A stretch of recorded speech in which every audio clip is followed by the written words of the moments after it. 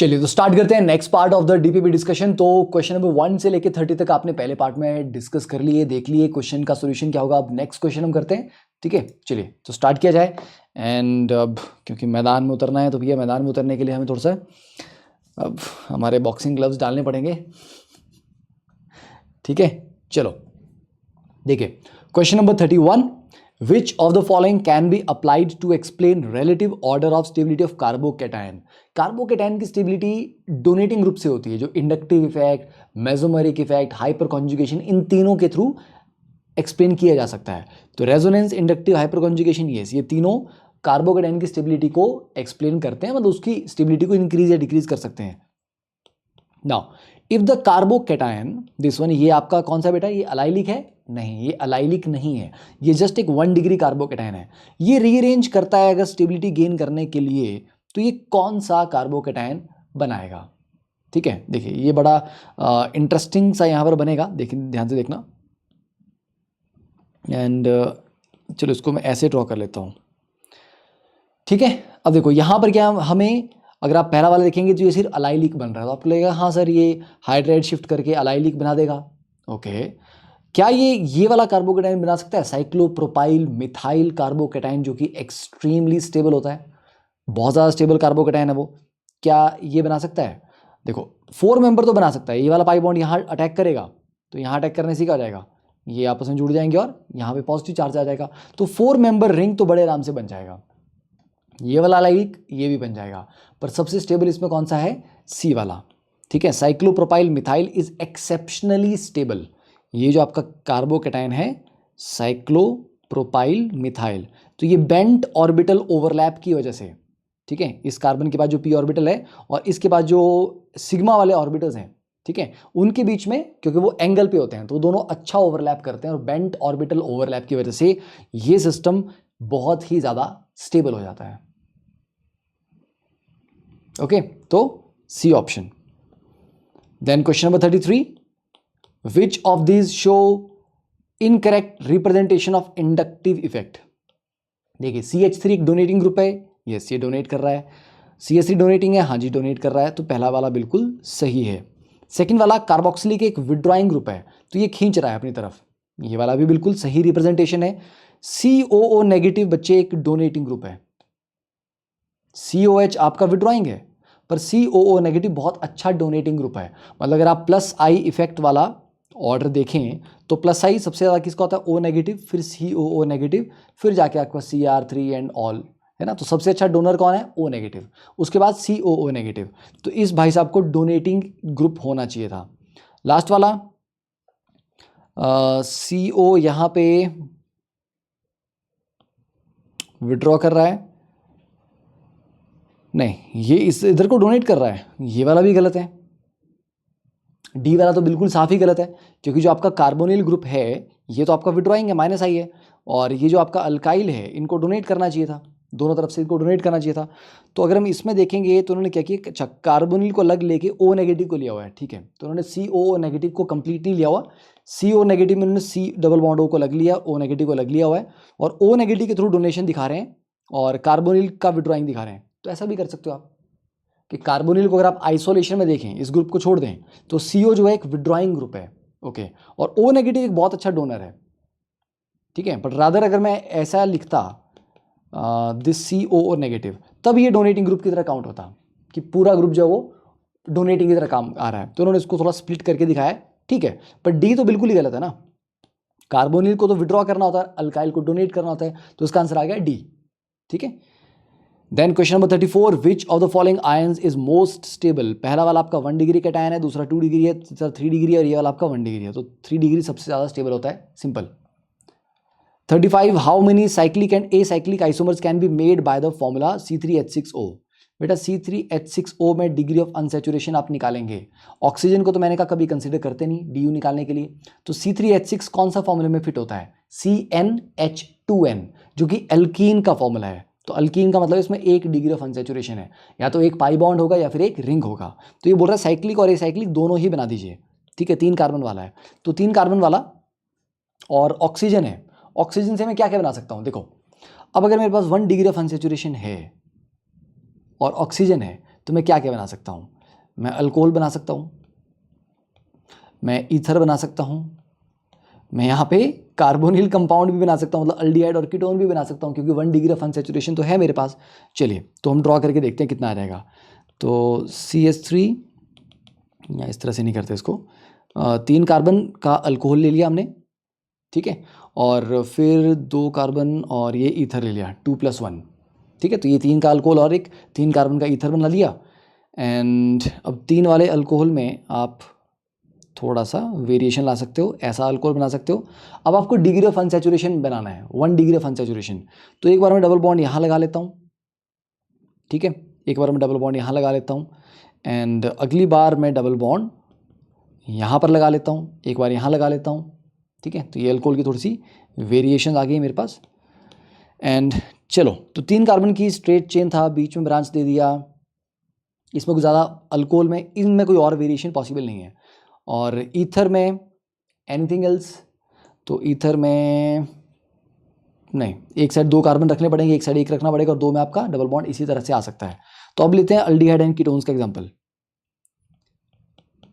ठीक है। 3 कार्बन में आपका ये कीटोन आ गया, और 3 कार्बन में आपका CHO, ये एल्डिहाइड भी आ गया आपका, ठीक है। तो देखिए ये कीटोन है और ये इसका इनोल है, ये वाला आपका अल्डिहाइड है और ये वाला इसका इनोल है, CH3 CH double bond CHOH, yes, ये आपस में कीटोनोल बन गए, ठीक है। तो how many cyclic and acyclic isomers can be made.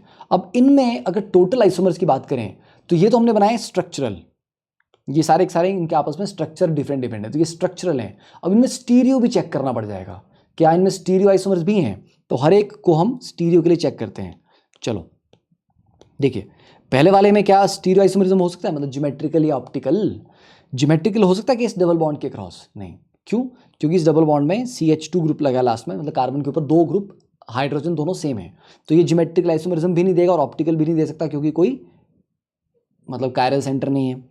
ये वाला अगर हम देखें तो इसमें ज्योमेट्रिकल हो सकता है, नहीं, ऑप्टिकल हो सकता है, नहीं, क्योंकि कायरल सेंटर कोई नहीं है। थर्ड वाले में ज्योमेट्रिकल हो सकता है, हाँ जी, क्योंकि जो डबल बॉन्ड है, ये वाला कार्बन देखिए यहाँ पर एक मिथाइल और एक H, और ये वाला कार्बन एक H और एक OH, तो ये साथ में इसका ज्योमेट्रिकल आइसोमर बन जाएगा, मतलब सिस ट्रांस यहाँ पर आपके बन जाएंगे, ठीक है। एंड इस वाले में ज्योमेट्रिकल ऑप्टिकल नहीं, इस वाले में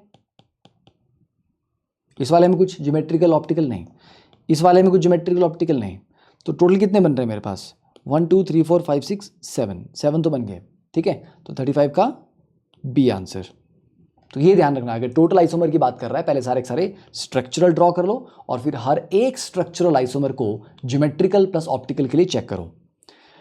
then question 36, which of the following is the least stable carbocation.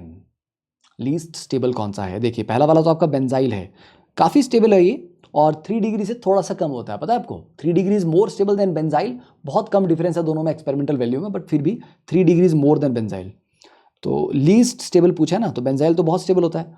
और ये आपका डाइसाइक्लोप्रोपाइल मिथाइल, देखिए साइक्लोप्रोपाइल रिंग के आगे अगर CH2 लगाओ तो ये एक्सट्रीमली स्टेबल है, और एक रिंग की जगह अगर 2 रिंग लगे हों तो ये और भी ज़्यादा स्टेबल है, और उसमें अगर उसकी जगह पे 3 रिंग लगे हों तो भाई साहब ये बहुत ही ज़्यादा स्टेबल है। तो ये तो एक्सेप्शनली स्टेबल कार्बोकैटायन में, नॉन क्लासिकल कार्बोकैटायन में आते हैं, तो ये बहुत स्टेबल है, ये बहुत स्टेबल है, और ये वाला तो इनमें लीस्ट तो पहला वाला निकला ना बेचारा ये, ठीक है, क्योंकि लास्ट वाले में क्या है, ये बाईफिनाइल वाला हो गया, ठीक है, ये सॉरी बाईफिनाइल वाला भी नहीं है ये, ठीक है, 2 फिनाइल ग्रुप हैं, diphenyl methyl, okay. Question number 37, HNCO in isocyanic acid exist at the following resonating structure. तो HNCO के ये 3 रेजोनेटिंग स्ट्रक्चर दिए गए हैं, इनकी स्टेबिलिटी के अकॉर्डिंग आपको बताना है। तो पहला वाला सबसे स्टेबल होगा, क्योंकि पहले वाले में कोई चार्ज सेपरेशन नहीं हुआ, दूसरे और तीसरे में चार्ज सेपरेशन हो रखा है। अब ऑक्टेट पहले चेक करेंगे, देखिए दूसरे वाले में N के ऊपर नेगेटिव चार्ज है, नाइट्रोजन के पास नॉर्मली 5 इलेक्ट्रॉन होते हैं वैलेंस, नेगेटिव चार्ज का मतलब उसके पास हो गए 6, तो 1 2 3 4 5 6। तो अब अगर हम देखें तो नाइट्रोजन का ऑक्टेट पूरा है, कार्बन का भी पूरा है और ऑक्सीजन का भी पूरा है। नीचे वाले स्ट्रक्चर में देख लेते हैं, नाइट्रोजन का भी पूरा है, कार्बन का भी पूरा है और ऑक्सीजन के ऊपर नेगेटिव चार्ज, तो हाँ जी ऑक्टेट सबके पूरे हैं, मतलब हाइड्रोजन को छोड़ के। ऑक्टेट सबके बुरे हैं, तो ऑक्टेट की कोई दिक्कत नहीं है। अब चार्ज सेपरेशन में देखो, नेगेटिव चार्ज नाइट्रोजन पे आना चाहिए या नेगेटिव चार्ज ऑक्सीजन पे आना चाहिए? ऑक्सीजन पे आना चाहिए, ठीक है ना, क्योंकि नंबर ऑफ कोवलेंट बॉन्ड भी बराबर है, इसमें नंबर ऑफ कोवलेंट बॉन्ड और इसमें नंबर ऑफ कोवलेंट बॉन्ड बराबर है, तो वो भी कंपैरिजन आपका कैंसल आउट हो गया। तो ओ नेगेटिव ज़्यादा स्टेबल है एन नेगेटिव से, तो 1 फिर 3 फिर 2, ठीक है, तो A option. Okay, simple. Question number 38, what kind of isomerism is possible in the following organic compound? कौन कौन से आइसोमेरिज्म हो सकते हैं? देखिए, अब यहाँ पे क्योंकि आपका कायरल सेंटर है तो ऑप्टिकल भी हो जाएगा, और ये जो आपका डबल बॉन्ड है इस पे ज्योमेट्रिकल भी हो जाएगा, तो ज्योमेट्रिकल ऑप्टिकल दोनों ही हो जाएंगे, तो बोथ ए एंड बी, ठीक है, C option. Question number 39, which of the following is an example of elimination reaction? Chlorination of methane, ये तो सब्स्टिट्यूशन होता है ना, chlorination of methane, CH4 + Cl2 gives you CH3Cl + HCl, ये तो आपका फ्री रेडिकल सब्स्टिट्यूशन है। डिहाइड्रेशन ऑफ इथेनॉल, डिहाइड्रेशन का मतलब पानी निकाला आपने, ऑब्वियसली बात है एलिमिनेशन हो रही है वहाँ पे। नाइट्रेशन ऑफ बेंजीन, बेंजीन की नाइट्रेशन आपका इलेक्ट्रोफिलिक सब्स्टिट्यूशन होता है,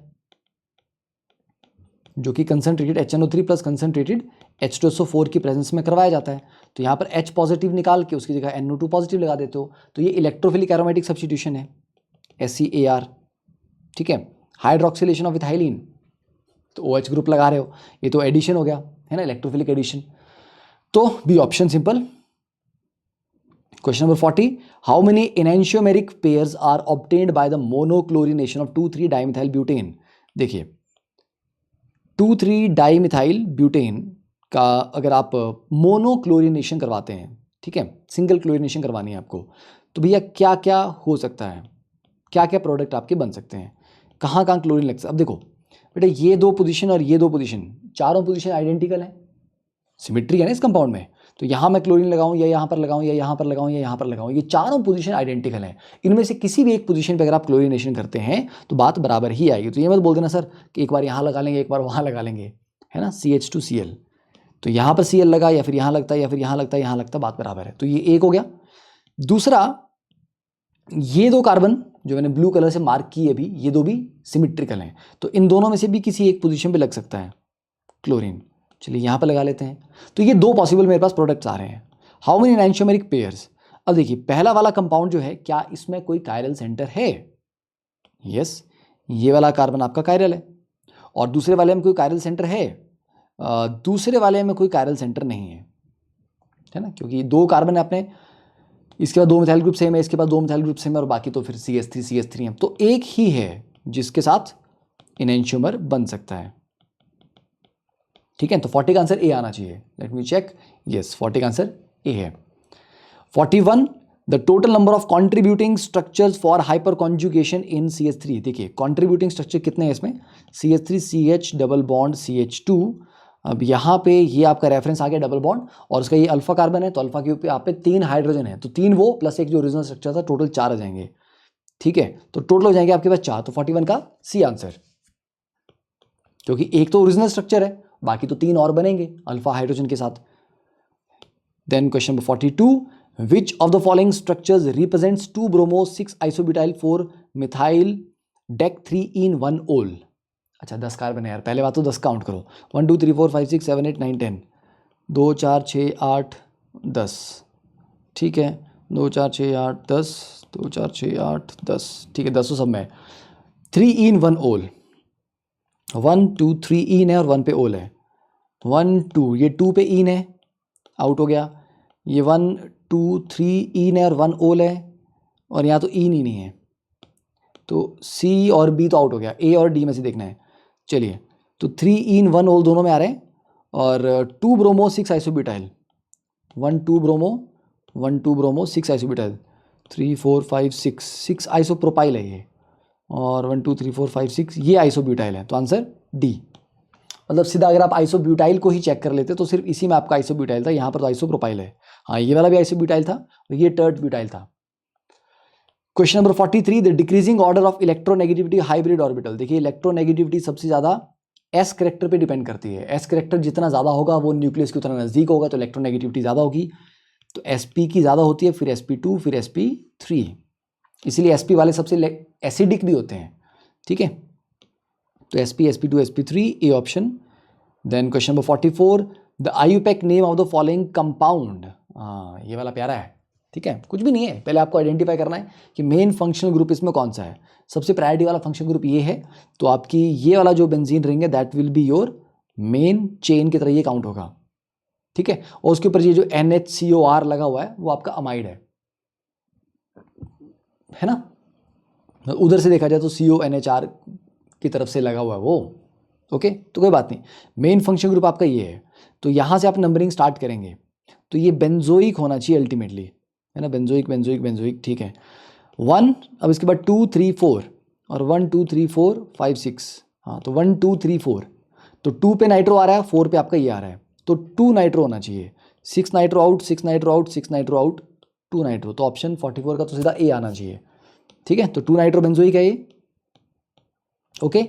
और 4 पे क्या लगा हुआ है, 4 पे आपका बेंजोइल अमीनो, क्योंकि NH2 लगा होना था बेसिकली आपका। देखो ये जो आपका 4th पोजीशन है, मान लो यहाँ पर NH2 था, ओके, ये आपका COOH है और ये आपका नाइट्रो है, तो आप नंबरिंग कैसे करेंगे, ये 1 ये 2 ये 3 ये 4, तो आप क्या बोलोगे, 4 पे अमीनो है ना, अमीनो, राइट। तो 4 पे अमीनो है पर उसका अपने एक H हटा के आगे COPH लगा दिया, COPH को क्या बोलेंगे, बेंजोइल, तो अमीनो में आगे बेंजोइल लगा है, तो बेंजोइल अमीनो, इसको अमाइड मत बोल देना, अमाइड होता अगर आप इस तरफ से यहां से काउंट करते, यहां से चलते आप, तो CONH उस तरह से होता फिर वो, समझे, पर आप इस तरफ से नहीं कर रहे हो नंबरिंग, तो उसको अमाइड नहीं बोलेंगे आप। ये NH के आगे ब्रांच लगा हुआ है, तो मतलब ये NH2 था जिसमें से H हटा के आगे COPH लगाया गया, दैट इज बेंजोइल। तो ये अच्छा क्वेश्चन था एक, ठीक है, इसमें बच्चे गलती कर सकते थे अगर ऑप्शन थोड़ी बेटर दी होती तो, ऑप्शन बहुत ही आसान दी हुई थी। Question number 45, identify the nature of the product in the following below reaction. अच्छा ये वाला तुमने, ओके ओके ओके, ये वाला तो हमने किया था, एंटी एडिशन हमने ऊपर सिन एडिशन वाला किया था, तो सिन एडिशन में आपकी रेसिमिक आ रही थी, तो एंटी में क्या आ जाए आपका, फिर आपका मीजो आ जाएगा, क्योंकि एक ऊपर से आएगा एक नीचे से आएगा, तो आपका सिमेट्री आ जाएगी इसमें, तो डेफिनेटली इसका मीजो होगा, ठीक है। लेट मी चेक 45 का, यस इसमें मीजो है, ठीक है, करके देख लो। देखिए ये आपका सेम प्लेन में होता है जो ओरिजिनल आपका रिएक्टेंट था, C डबल बॉन्ड C, ये B है, ये A है, ये A है और ये B है, ठीक है। अब एक काम करते हैं, एक H को लाते हैं ऊपर से और एक H को लाते हैं नीचे से, ठीक है। तो यहाँ पे प्रोडक्ट क्या बनेगा, एक H नीचे से आ रहा है तो C, यहाँ पर ये H आ गया और एक H ऐसा आ गया, और ये A और ये B, एंड ऊपर से आएगा तो वो नीचे हो जाएगा, तो वो B और ये A। तो देखो उसमें सेंटर ऑफ सिमेट्री आ रहा है, ठीक है, ये मेरा सेंटर आ गया, इधर H इधर H, यहाँ पीछे A यहाँ फ्रंट में A, यहाँ पीछे B यहाँ फ्रंट में B, तो यस इसमें आपका सेंटर ऑफ सिमेट्री है। तो 2 कायरल सेंटर होने के बाद इसमें सेंटर ऑफ सिमेट्री था, तो ये ऑप्टिकली इनएक्टिव है, मीजो कंपाउंड है। तो मीजो कंपाउंड क्या होते हैं, जो जिनमें एक से ज़्यादा कायरल सेंटर तो होता है पर फिर भी वो ऑप्टिकली इनएक्टिव होते हैं क्योंकि उसमें कोई ना कोई सिमेट्री एलिमेंट प्रेजेंट होता है। Now total number of benzene derivatives with the molecular formula C6H3Cl3, ठीक है, 3 क्लोरीन आपको लगाने हैं, तो कितने स्ट्रक्चर आप इस तरह के बना सकते हैं बेंजीन पे, 3 क्लोरीन, देखिए 3 ऐसे लगा लो बिल्कुल अगल बगल में, और 3 को आप अल्टरनेट पोजीशन पे लगा लो, ठीक है, और 2 इकट्ठे लगा लो और एक अल्टरनेट पे लगा लो फिर, ठीक है। अब इसको मैं यहाँ लगाऊं तब भी सेम चीज़ बनेगी, इसको मैं यहाँ लगाता तब भी सेम ही चीज़ बनती, यहाँ लगा लेता तो रिपीट हो जाता, राइट। तो आई थिंक 3 ही बनेंगे, 46 का B आना चाहिए, yes. Question number 47, what is the simplest alkane that is the one with the smallest molecular weight which possesses primary secondary and tertiary carbon. भैया सिंपलेस्ट अल्केन जिसमें 1 degree 2 degree 3 degree तीनों हैं, देखिए 2 methyl propane,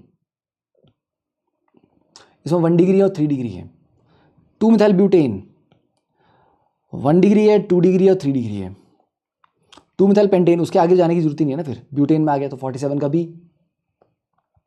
48, for the formula C5H12O 8 alcohol can be drawn, how many tertiary alcohol of these are optically active.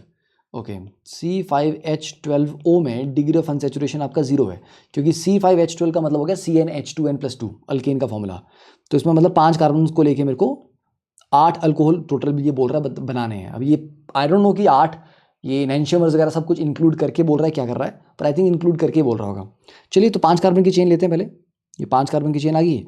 एक बार OH को यहाँ लगा लीजिए, एक बार यहाँ लगा लीजिए, एक बार यहाँ लगा लीजिए। ठीक है, तो 5 कार्बन की चेन में अगर आपने एंड में लगाया, एक बार एक पीछे, एक बार दो पीछे। ठीक है, अब आप बोलो सर यहाँ लगाऊं या यहाँ लगाऊं, बात बराबर है, क्योंकि ये दो पोजीशन आपस में सिमिट्रिकल हैं और मिडिल पोजीशन तो एक ही है। तो ये 5 कार्बन की चेन में ये 3 पॉसिबिलिटी थी। अब 4 कार्बन की चेन लेते हैं और ठीक है, ये तो 5 की मेन चेन होगी ना, तो ये 4 की चेन लेते हैं और एक ब्रांच लगा देते हैं। 5 हो गए। अब OH देखो कहाँ का लगा सकते हो, एक बार यहाँ OH लगा दो, फिर अगली बार फिर ये चेन ले लो, एक बार OH यहाँ लगा लो, फिर ये फिर चेन ले लो, एक बार OH को यहाँ पे लगा लो, और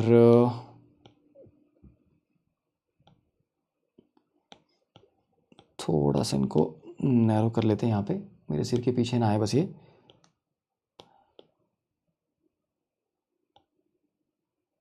ओके, एंड एक बार OH यहाँ लगा लेते हैं। ठीक है, 4 में ये हो गया। एंड उसके बाद 3 कार्बन की चेन, 2 ब्रांचेस OH, 1 2 3 4 5, ये भी हो गया एक। हाँ, तो कितने बन गए, 1 2 3 4 5 6 7 8, हाँ 8 आ गए हमारे पास, है ना। अब इनमें सबको पूछ रहा है कि कितने टर्शरी अल्कोहल आपके ऑप्टिकली एक्टिव हैं। तो टर्शरी कौन कौन है यहाँ पे भैया, टर्शरी आपका एक तो ये है आपका 3 डिग्री, बस 3 डिग्री तो एक ही है अपना। ठीक है, तो बोला था 8 ही बोले थे, तो 8 में और कोई पॉसिबिलिटी नहीं लग रही है।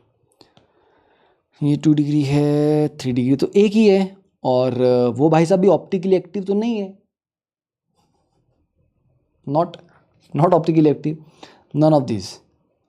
ठीक है, तो डी आना चाहिए 48 का।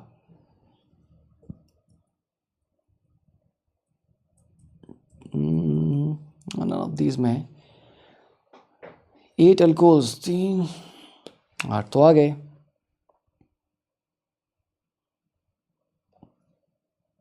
तो इन जनरल अगर हम ऑप्टिकल एक्टिविटी देखें तो वैसे कितनों की है, how many tertiary alcohols of these are optical active, इसका तो नन ऑफ दीज ही आएगा। पर इन जनरल अगर आपको पूछ लिया जाए कि ऑप्टिकल एक्टिव इन सब में कौन कौन है, देखो यहाँ पर ये कायरल सेंटर हो गया, ये एक अकेला कायरल सेंटर तो मॉलिक्यूल ऑप्टिकल एक्टिव है, तो ये आपका कायरल हो गया कंपाउंड। इस वाले में सिमिट्री आ गई, और ये वाला भी आपका कायरल है, ये वाला कायरल आ गया, ये वाला नहीं, ये वाले में 1 2 3, हाँ ये कायरल सेंटर है तो ये आपका कायरल आ गया। ठीक है, तो 3 कायरल हमारे पास आ गए। तो टर्शरी अल्कोहल ऑप्टिकली एक्टिव मेरे पास तो नहीं आ रहे। ठीक है, तो टर्शरी अल्कोहल तो नन ऑफ दीज, 0 होंगे। और कुछ सोच सकते हैं इसमें हम, 3 डिग्री अल्कोहल अपने को बनाना है 5 कार्बन के साथ।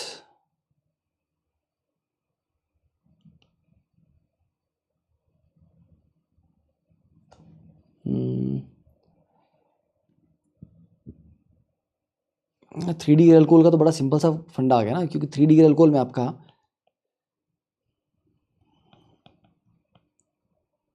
ये तो होना ही है, 1 2 3 4 5 ये बन सकता है आपका, और ये तो ऑप्टिकल एक्टिव होगा ही नहीं आपका, नहीं 0। ठीक है, कोई ऑप्टिकल एक्टिव नहीं है, और इन जनरल अगर पूछा जाए तो 3 है हमारे पास।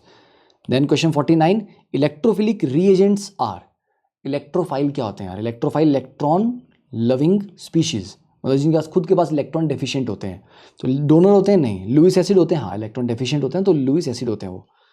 Then question number 50, the inductive effect decreases with increase of distance, बिल्कुल सही है, increases with increase of distance गलत है।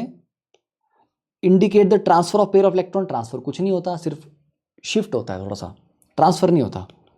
ठीक है, ट्रांसफर तो होता है, transfer is wrong word, transfer का मतलब कि हमें टोटली दे दी दूसरे को। इंडक्टिव इफेक्ट में क्या होता है, थोड़ा सा जो आपका इलेक्ट्रॉन डेंसिटी है वो थोड़ी सी डिस्प्लेस होती है, तो it is a partial and permanent displacement. क्योंकि थोड़ी सी इलेक्ट्रॉन डेंसिटी डिस्प्लेस होती है। जैसे एक्स अगर आपका ज़्यादा इलेक्ट्रोनेगेटिव है तो उसके ऊपर पार्शियल नेगेटिव आएगा, इस कार्बन के ऊपर पार्शियल पॉजिटिव आएगा, अगले वाले पे डबल पार्शियल पॉजिटिव आएगा और अगले वाले पे ट्रिपल पार्शियल पॉजिटिव आएगा। तो हल्की हल्की सी इलेक्ट्रॉन डेंसिटी थोड़ी सी खिसकती है। तो it is partial and permanent displacement, ना कि ट्रांसफर।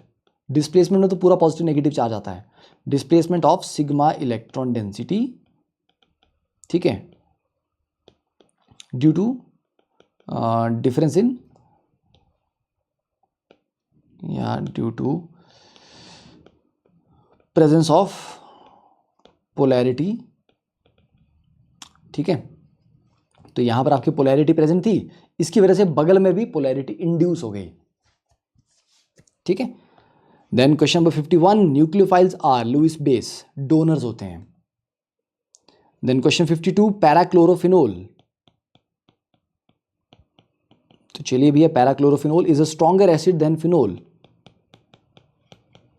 बिकॉज, क्योंकि क्लोरीन जो है ये स्लाइटली विड्रॉइंग ग्रुप की तरह काम करता है। क्लोरीन एक्चुअली प्लस एम भी है और माइनस आई भी है, पर हेलोजेंस के लिए inductive effect is stronger than the mesomeric effect. तो ओवरऑल जो आपकी हेलोजेंस हैं, ठीक है, हेलोजेंस में जो आपका मेसोमेरिक और इंडक्टिव दोनों काम कर रहा हो, तो they are taken as slightly withdrawing,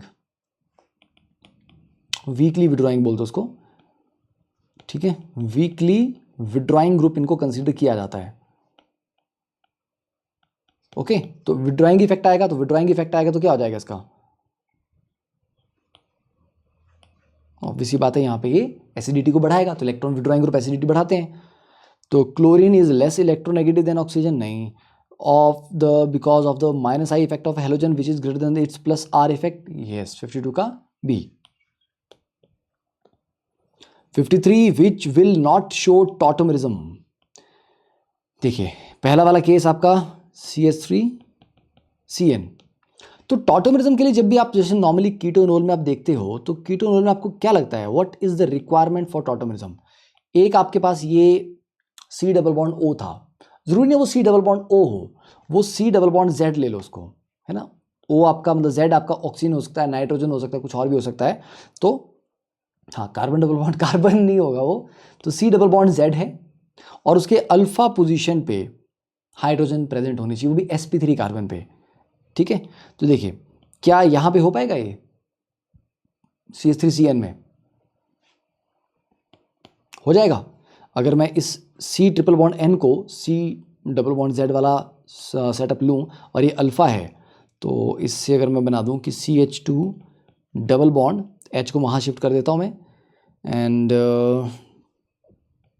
C double bond NH, ये बन जाएगा, इसका कोई दिक्कत नहीं है, बन रहा है, बिल्कुल बन रहा है, ठीक है। ये आपका फर्स्ट आ गया।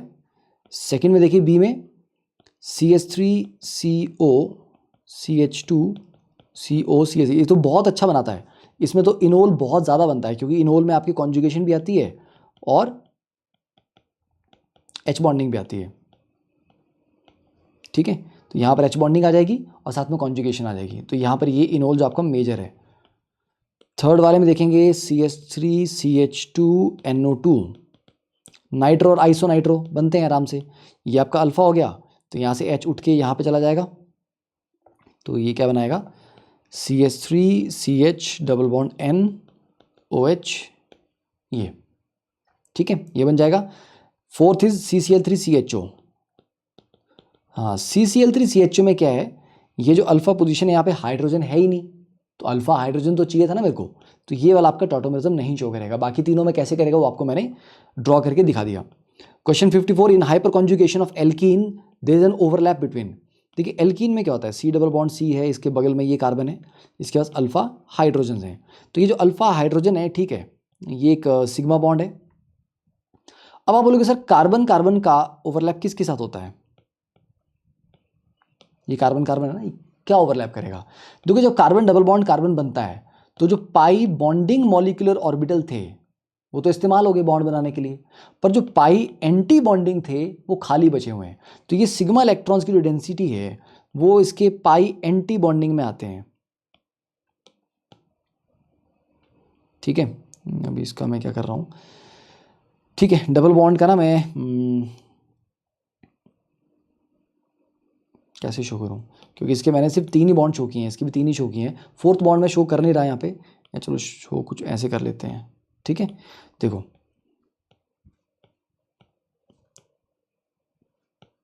तो ये आपका पाई एंटी बॉन्डिंग है, ठीक है। तो ये पाई एंटी बॉन्डिंग जो और ये सिग्मा बॉन्ड जो है, इन दोनों के बीच में सिग्मा ऑर्बिटल इसके बीच में ओवरलैप होता है। तो ये सिग्मा बॉन्ड कौन सा है, हाइब्रिड ऑर्बिटल से बना हुआ है। तो पी और पाई के बीच में ओवरलैप होता है, नहीं। 2 पाई के बीच में, नहीं। सिग्मा और पाई के बीच में, यस, ठीक है। तो डी ऑप्शन। और पाई भी खास करके आपको पता होना चाहिए, पाई एंटी बॉन्डिंग, तो सिग्मा बॉन्ड का पाई एंटी बॉन्डिंग के साथ ओवरलैप होता है। Question 55, which one of the following molecule exist as a resonance hybrid. पहले वाले में तो भैया रेजोनेंस ही नहीं है, मतलब कॉन्जुगेशन ही नहीं है, 2 डबल बॉन्ड के बीच में एक sp3 कार्बन आ रहे हैं। सेकेंड वाले में भी रेजोनेंस नहीं है, इस वाले में रेजोनेंस नहीं है, डी वाले में रेजोनेंस है ना, CH2 double bond CH N double bond O coordinate bond, ठीक है ना। तो इस तरह से यहाँ पे रेजोनेंस है। 56, how many resonance structure are possible for CO3 2 negative. Carbonate के अरे 3 बनते हैं, ये तो सब बच्चों ने NCERT में पढ़ा ही होता है। ये 2 और ये, ठीक है। कभी डबल यहाँ लगा दिया, कभी यहाँ लगा दी, कभी यहाँ लगा दिया, तो 3 रेजोनेटिंग स्ट्रक्चर बनते हैं और तीनों इक्विवेलेंट होते हैं, मतलब तीनों 1/3 1/3 1/3 कंट्रीब्यूट करेंगे हाइब्रिड में। 57, the most stable species in the following sets of ions. CH3 तो बड़ा स्टेबल नहीं है, CH2Br, CH2 पॉजिटिव Br में क्या है, जो ब्रोमीन भाई साहब हैं ये थोड़ा रेजोनेंस तो कर सकते हैं, इस तरह से डोनेट करके इसका ऑक्टेट पूरा कर सकते हैं, ठीक है। एंड CHBr2 में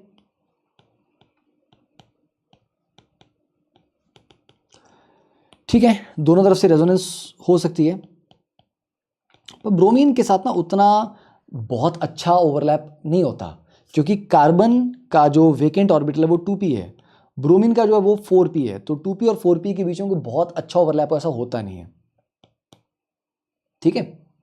तो इसलिए अगर आप ये बोले कि ये वाला मेसोमेरिक इफेक्ट होगा तो एक्चुअली बड़ा वीक होगा। और 2 ब्रोमीन के केस में क्या हो जाएगा, अब लोग डबल डबल ओवरलैप हो रहा है, नहीं, फिर एक के साथ अगर आप ओवरलैप कंसीडर करेंगे तो दूसरा -I की तरह काम करेगा, तो CBr3 पॉजिटिव और ज़्यादा विड्रॉइंग हो जाएगा, ठीक है ना। कोई बैक बॉन्डिंग टाइप की चीज़ भी यहाँ पर नहीं हो सकती, अगर C पे नेगेटिव चार्ज होता तब तो चलो बैक बॉन्डिंग भी थोड़ी बहुत करवा लेता। तो इनमें सबसे ज़्यादा स्टेबल कौन सा होना चाहिए फिर, क्योंकि यहाँ पर मेसोमेरिक इफेक्ट बहुत वीक है, तो मेरे को तो लग रहा है इनमें सबसे स्टेबल आपका स्टिल A ही आएगा, क्योंकि हेलोजेंस का आपको पता है ना, halogens have stronger -I than +M, कि इनका अगर मेसोमेरिक लग भी रहा हो तब भी इनका ओवरऑल जो -I इफेक्ट है वो स्ट्रॉन्गर होता है, तो A option. Then 58, how many chiral carbon are there in the following compound. Chiral carbon जो मतलब 4 डिफरेंट ग्रुप से बॉन्डेड हैं, फिर से स्टार्टिंग में भी इस तरह का क्वेश्चन किया था, तो ये वाला कायरल हो गया 1, देन डबल बॉन्ड वाला आपका कायरल नहीं होता, ठीक है, it has to be sp3 carbon जिस पे सारे सिंगल बॉन्ड हो। फिर ये हो गया 2, ये 3, ये 4, ये 5, 6, 7, 8, 8 है, 58 का C। Okay, next one I think clearly दिख रहा है ना तुम लोगों को, हाँ। Removal of a hydride ion from methane molecule. देखिए मीथेन CH4 से अगर मैं हाइड्राइड निकाल दूँ, H नेगेटिव निकाल दूँ, तो क्या बचेगा मेरे पास, CH3 पॉजिटिव, तो कार्बोकेटाइन मिल रहा है मेरे को 59 का B। IUPAC name of 4 isopropyl metaxylene. अरे जाइलिन क्या होता है, 2 मिथाइल लगे हुए हैं, तो ये हो गया आपका मेटाजाइलिन, ठीक है। और 4 आइसोप्रोपाइल है, तो 1 2 3 और 4 ले लेते हैं उसको,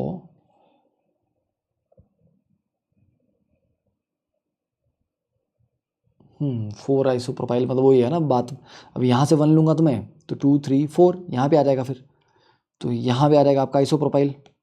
तो इसका एक्चुअल नाम क्या होगा, एक्चुअल नाम अगर आप नंबरिंग करेंगे तो that should start from here, 1 2 3 4, 2,4 dimethyl, ठीक है। और 1 पे आपका आइसोप्रोपाइल आ जाएगा, 1 आइसोप्रोपाइल 2,4 डाइमिथाइल बेंजीन, तो ए आना चाहिए इसका, ठीक है। Then question number 61, the number of functional group in aspartame. तो भैया एस्पार्टेम शुगर, इसमें आपके फंक्शनल ग्रुप कितने हैं? देखिए, एक तो आपका ये आ गया कार्बोक्सिलिक, एक आ गया अमीनो, एक आपका कार्बोनिल, एक आपका ये अमीनो आपका 1 डिग्री अमीन था। पता आपको 1 डिग्री अमीन, 2 डिग्री अमीन और 3 डिग्री अमीन अलग अलग फंक्शनल ग्रुप माने जाते हैं। मतलब अगर 1 डिग्री अमीन और 2 डिग्री अमीन है तो आपस में फंक्शनल आइसोमर होते हैं वो, ठीक है। तो इवन ये वाला जो NH है ये भी आपका मतलब ये कार्बोनिल है ये वाला सिर्फ, और ये CONH करके अमाइड बन जाएगा। अब ये नहीं पता ये इसको दो अलग अलग काउंट कर रहे हैं, कार्बोनिल को अलग और अमाइड को NH को अलग, या फिर इन दोनों को एक सिंगल की तरह ले रहे हैं, सब्स्टिट्यूटेड अमाइड। और ये आपका एस्टर आ गया और ये आपका बेंजीन आ गया, है ना, एरोमेटिक फैमिली। तो कितने फंक्शन ग्रुप आ जाएंगे? 1 2 3 4 5 तो आ रहे हैं इसमें, ठीक है। बेंजीन भी एक तरह का फंक्शन ग्रुप ही है ना, एरोमेटिक वाला जो एल्कीन है, जैसे एल्कीन एक फंक्शन ग्रुप है, ठीक है। तो 5 आना चाहिए, okay, yes. 62, which type of isomerism is not possible in alkenes? अब एल्कीन्स में चेन आइसोमरिज्म हाँ आराम से हो सकता है ना। 5 कार्बन की चेन थी या 4 की चेन थी, चेन की लेंथ चेंज हो सकती है। ज्योमेट्रिकल बिल्कुल हो सकता है, पोजिशनल। मेटामरिज्म नहीं हो सकता। मेटामरिज्म तब होता है जब कोई आपके पास हिट्रो एटम होता है। एल्कीन में कोई हिट्रो एटम नहीं है, मतलब कार्बन हाइड्रोजन को छोड़ के कोई और एटम नहीं है ना, नाइट्रोजन ऑक्सीजन जैसा। 63, the reactive intermediate formed when CH3Cu undergoes heterolytic cleavage. देखिए CH3Cu में देखो ये क्या है कि ऑर्गेनोमेटेलिक है, क्योंकि ऑर्गेनिक कार्बन का मेटल के साथ बॉन्ड बन रहा है। तो CH3Cu में जो कॉपर है आपका वो ऑब्वियसली क्या करेगा, लेस इलेक्ट्रोनेगेटिव होगा वो, ठीक है। तो वो इलेक्ट्रॉन्स छोड़ देगा।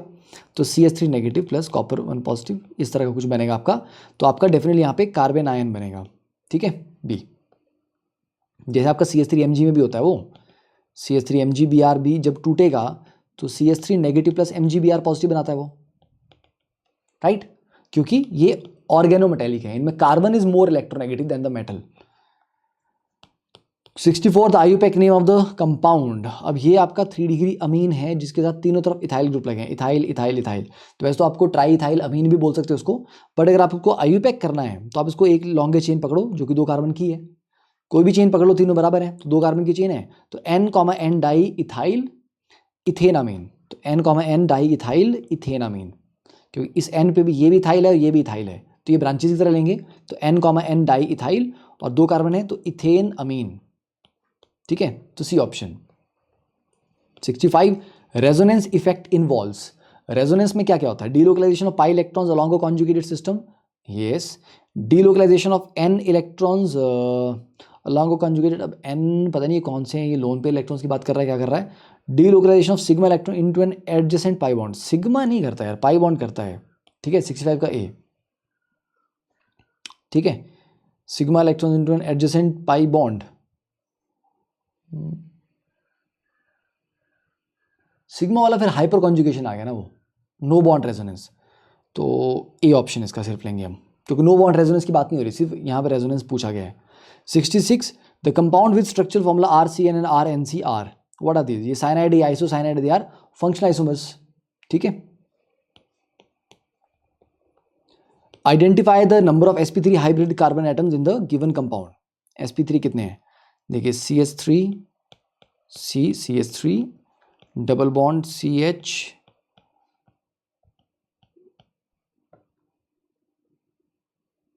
हाँ 1 सेकेंड, ये थोड़ा बैलेंस्ड नहीं लग रहा।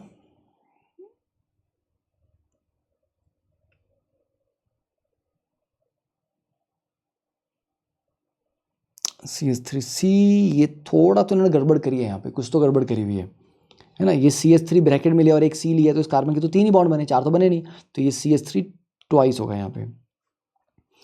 एंड यहाँ पर भी उन्होंने CH3 ट्वाइस तो लिया है, पर फिर ये 3 ही बॉन्ड बने, 4th कहाँ गया इसका? आई डोंट नो कि sp3 कार्बन भी क्या पूछ रहे हैं, किस तरीके से पूछ रहे हैं। तो अगर मैं ये स्ट्रक्चर बना रहा हूँ, ये स्ट्रक्चर तो गलत है, उसको यहाँ CH करना पड़ेगा मेरे को। तो अगर मैं ये स्ट्रक्चर बनाता हूँ तो इसमें देखो सबकी हाइब्रिडाइजेशन, ये sp3 है क्योंकि 4 सिग्मा बॉन्ड बन रहे हैं। हाइब्रिडाइजेशन के लिए आप क्या करते हो? आप sigma bond plus free lone pair count करते हो। फ्री का मतलब जो रेजोनेंस में नहीं है। अगर वो 2 आते हैं तो sp हाइब्रिडाइज, अगर वो 3 आते हैं तो sp2 हाइब्रिडाइज, अगर वो 4 आते हैं तो sp3 हाइब्रिडाइज, 5 आते हैं तो sp3d, लाइक दैट। ठीक है, तो यहाँ पर आपके 4 सिग्मा बॉन्ड है, लोन पेयर तो कोई है नहीं, तो 4 का मतलब sp3, ये दोनों आपके sp2 हैं डबल बॉन्ड वाले, और ये तीनों आपके sp3 हैं। तो मैं इसका आंसर नहीं दे सकता बिकॉज आई डोंट नो ये स्ट्रक्चर में क्या पूछ रहे थे और मिस प्रिंटिंग थी। तो next 68, the set which does not have structural isomers is, okay, ये दोनों आपस में स्ट्रक्चरल हैं क्या, अल्कोहल और ईथर? हाँ, दे आर फंक्शनल आइसोमर्स और फंक्शनल स्ट्रक्चर में आते हैं, तो these two are functional isomers, है ना, क्योंकि मॉलिक्यूलर फॉर्मूला सेम है इनका। कीटोन और एल्डिहाइड, 2 कार्बन वाले हैं, 3 कार्बन वाले हैं, हाँ ठीक है, ये भी आपके फंक्शनल आइसोमर्स हैं, एल्डिहाइड और कीटोन। थर्ड वाला CH3COO, ये एस्टर है, और ये 3 कार्बन वाला ये भी आपके फंक्शनल आइसोमर्स आ गया। हाँ, डी ऑप्शन, क्योंकि डिग्री ऑफ अनसैचुरेशन मैच नहीं कर रहा, ये आपका DU आपका 0 है और इस वाले में आपका DU आपका 1 है, तो मॉलिक्यूलर फॉर्मूला मैच नहीं कर रहा, तो ये दोनों के पास सेम मॉलिक्यूलर फॉर्मूला ही नहीं है, number of carbon and hydrogen different है। Question number 69, decreasing order of carbon carbon bond length, I think ये तो हमने किया ही ना पहले। C6H12 में कितना आ जाएगा, ये आपका एल्कीन है, ठीक है, हाँ, और ये आपका एल्काइन है, तो इसका बॉन्ड ऑर्डर आपका 3 आ गया। ये आपका बेंजीन है, बॉन्ड ऑर्डर इसका 1.5 होता है, ठीक है, और एल्कीन का बॉन्ड ऑर्डर आपका 2 होता है, C2H4 भी आपका 2 होता है, तो C6H12 लिखना था इनको या फिर C5H12 लिखना था, अल्केन लिखना था। तो सबसे लंबी बॉन्ड लेंथ किसकी होगी, यहाँ पर तो एल्केन कोई भी नहीं है, एल्कीन और एल्काइंस ही हैं और बेंजीन है, तो सबसे लंबा जो लेंथ आएगा आपका 4 और 2 दोनों का बराबर आना है वैसे तो, पर फिर भी उसमें देख लेते हैं। C2H4 में सिर्फ आपका CH2 डबल बॉन्ड CH2 है।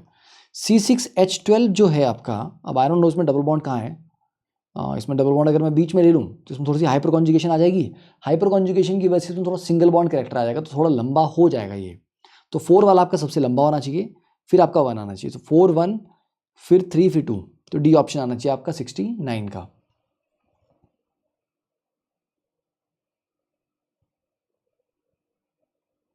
फोर फिर 1 क्योंकि दोनों डबल हैं। 1 सेकेंड, सबसे लंबा अरे यार 1.5, सॉरी, सबसे लंबा कौन सा आएगा, हाँ बॉन्ड ऑर्डर सबसे छोटा कौन सा आपका 1.5 है ना, तो 1.5 डेड बॉन्ड है वो, बाकी तो डबल और ट्रिपल है, तो बेंजीन का सबसे लंबा आएगा, 3 सबसे लंबा आएगा। यहाँ इन्होंने ऐसी ऑप्शन दी ही नहीं है, इन्होंने 4 को आगे दिया और 4 को आगे दिया, तो मतलब 4 एक्चुअली आपका C6H12 नहीं था, ये C5H12 था, ये अल्केन था फिर ये, और अगर ये अल्केन था तो ऑब्वियसली भी सबसे लंबा ये होगा, सिंगल बॉन्ड फिर उसका बेंजीन, 4 फिर बाद 3 फिर 1 फिर 2, 4 3 1 फिर 2, तो ये कंफर्म कर लो, ये आपका C5H12 है, ना कि C6H12। Question number 70, name the family to which each belong, पहला कार्बोक्सिलिक एसिड, दूसरा अमीन, तीसरा आपका अल्कोहल। अरे यार सीरियसली एसिड, बहुत टफ क्वेश्चन है यार, अमीन अल्कोहल बहुत टफ क्वेश्चन है, मैं नहीं तो मेरे को रोना आ जाएगा इसमें। Question 71, the structural formula of cyclohexyl alcohol, cyclohexyl alcohol बोलो या साइक्लोहेक्सेनोल बोल दो, ठीक है, ये आपका साइक्लोहेक्साइल अल्कोहल हो गया, ठीक है, ये तो आपका फिनोल है, और ये आपका साइक्लोहेक्साइल मिथेनोल है, क्योंकि उसमें साइक्लोहेक्साइल के बाद भी एक और कार्बन था जो यहाँ पर मेंशन नहीं किया गया है, तो option A. 72, name the following substance, ये आपका मेन फंक्शन ग्रुप है, तो नंबरिंग यहाँ से स्टार्ट होगी 1 2 3 4, तो 2 क्लोरो 4 मिथाइल, तो 2 chloro 4 sorry ethyl benzoic acid, तो 72 का D. 73, which of the following is the correct bond line formula for the given compound, CH3 twice C, okay, double bond CH CH2 CH3, CH3 twice C double bond CH2 CH3, B option. बच्चों वाला question था, कोई बात नहीं, 80 question करना है ना, full speed पे करना है। The structure of the function group corresponding to acid ester and ether, acid ester and ether, D option. The hydrolysis of this bromide बाहर निकलेगा तो कार्बोकेटाइन प्लस Br नेगेटिव, तो कार्बोकेटाइन बनेगा, इसमें ऑब्वियसली बात है 75 का बी।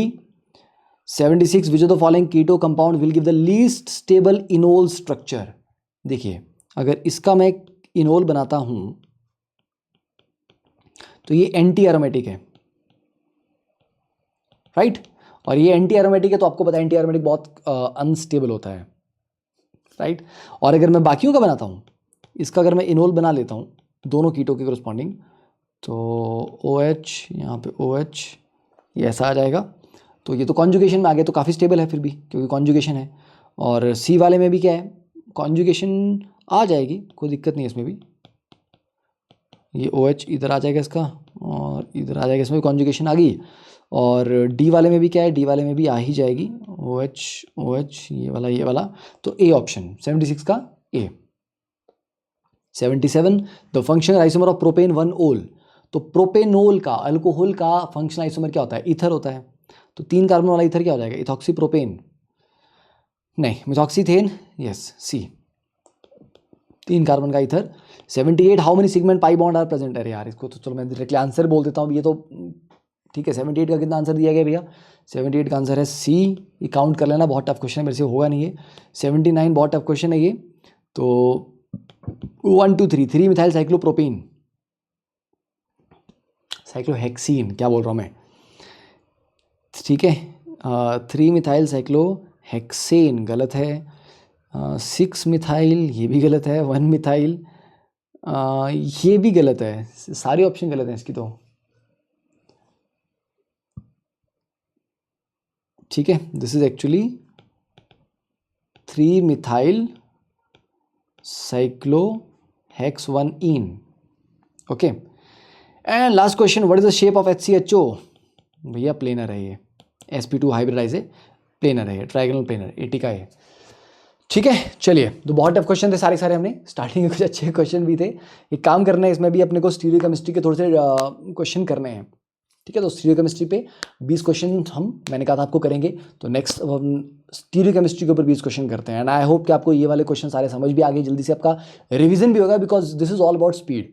जल्दी से सब कुछ रिवाइज करना, बहुत ज़्यादा टफ क्वेश्चन नहीं, बट हाँ थोड़े से अच्छे क्वेश्चन और हम करेंगे, ठीक है। चलिए, तो सी इन द नेक्स्ट क्लास, तब तक के लिए keep solving, keep studying and keep spreading the word of Canvas classes. Okay then, bye.